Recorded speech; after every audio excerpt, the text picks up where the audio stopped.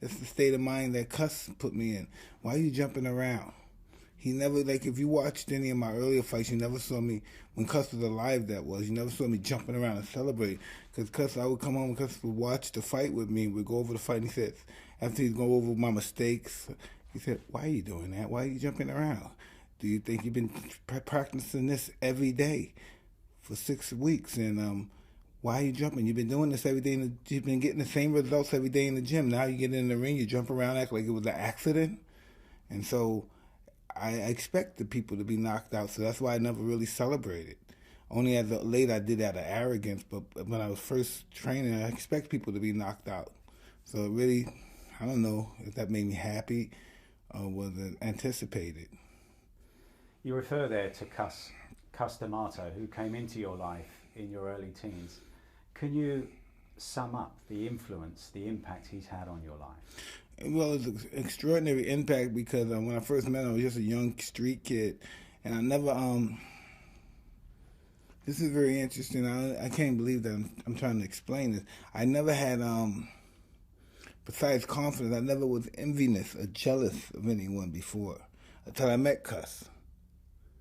You know what I mean? And he gave me those qualities. Well, he made me aware of them. I probably had them all the time because I gravitated to them quickly.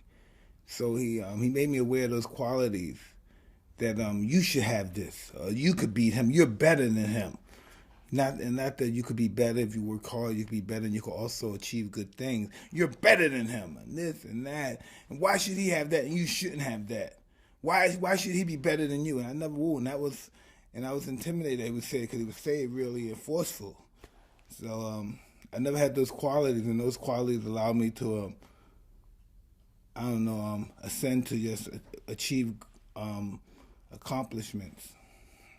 He was a legendary boxing trainer, but for you, he was much more than a trainer. Well, of course, because he adopted me. I pretty much became his legal guardian. He became my legal guardian, like my father figure. And we dealt with life as a father and son. And so I never knew what, how do I express this? I never knew what it was like for most people that had fathers. I noticed on some occasions they wanted to make their father happy, and Cuss wanted to have a heavyweight champion, and that would make him very happy. I noticed when I won my fights and I won with spectacular knockouts, he was so happy. He'd be like a little child. He would call all his friends, his old friend, that's 70, 80 years old, about the cook and say, I got this new kid, he's going to be champion. He's only 14 years old now, but he's going to be champion of the world. And he would light up like a light bulb, you know. So I liked making him happy. I really enjoyed making him happy. But you lit up like a light bulb as well. I mean, he got you reading, watching films of old boxers, and educated you in a way that you hadn't been up to then. Well, that's all I ever thought about when I was in my early teens, 13. That's all I thought about was fighting and wanting to be a fighter. I didn't wash much. I didn't do anything much. I just thought about fighting. I read about fighters. And that's just, I wasn't asked this is what I was told this is what you're going to do. You know, I never said, well, this is what I'm going to be a boxer. I would say, this is what, you're going to be champ of the world. This is what you're going to do. We're going to be champ of the world. And that was just my goal since I was 13. And Cuss would say to friends very soon after he met you that this kid's going to be the heavyweight champion of the world. Yeah, people didn't believe him because I was so small. You know, smaller, thinner. I was chubby, but I was for a heavyweight champion.